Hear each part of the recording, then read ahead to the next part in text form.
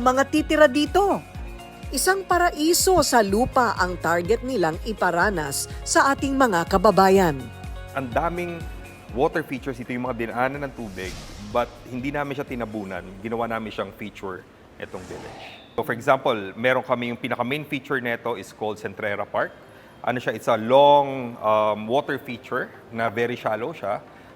Ang idea ron is tuwing umaga, yung mga residents ito lalabas, saka tuwing hapon. It's very important in wellness and at least makilala mo yung mga kapitbahay mo. Gusto namin yung mga bata naglalaro, madudumihan, magtatampisaw. Very rare na to sa kadalasan sa mga bata. Kasama sa mga project na gagawin sa loob ng Arden Botanical Estate ang mga village gaya ng The Lindgren, Arden Botanical Village at Arden West Park Village.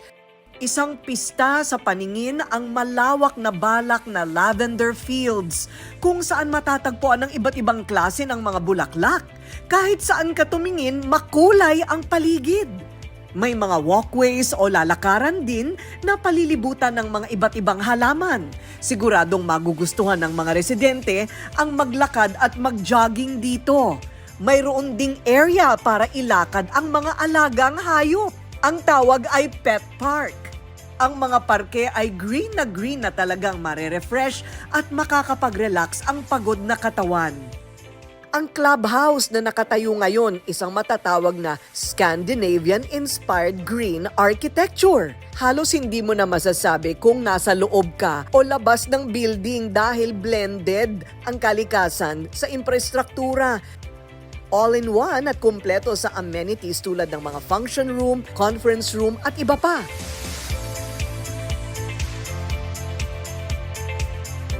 Ayon naman kay Dr. Lopez, posible na may mga blue zone sa Pilipinas na hindi pa natutuklasan. Pwede itong i-develop at gawing tirahan.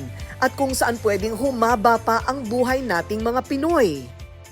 These are communities that their intention is to have more centenarians among their population. So they're trying to make sure that the people's diet and lifestyle and camaraderie or community is being given more importance. Dagdag din ng wellness doctor, huwag kalimutan ng mental health at holistic care sa ating sarili. Kaya may rekomendado din siyang mga tips na dapat ikonsidera. Karamihan sa atin ay hindi na kumakain ng masyado ng gulay. So we end up with deficiencies and it leads to symptoms gaya ng high blood pressure. Patunay na hindi lang yung kumbinyente ang dapat isaalang-alang sa paghanap ng bahay na titirhan. Mahalaga na isama rin ang maayos na kondisyon ng paligid. So Corina, kung pipili ka rin naman ng lugar na titirhan, syempre pipiliin mo na kung saan hahaba ang buhay mo. Tama, correct ka dyan, Yes. di ba? At nandito lahat yan sa Dito inyong development. Correct, sa Arden Botanical Estate. Sabi nga nila, life is not just existing, but living. At makukuha lang ang pinapangarap na long life kung pipili tayo ng maayos at dekalidad na lifestyle at tirahan. Take note, huwag tipirin ang sarili. Pag-ipunan dahil deserve nating lahat ang magkaroon ng #BestLife.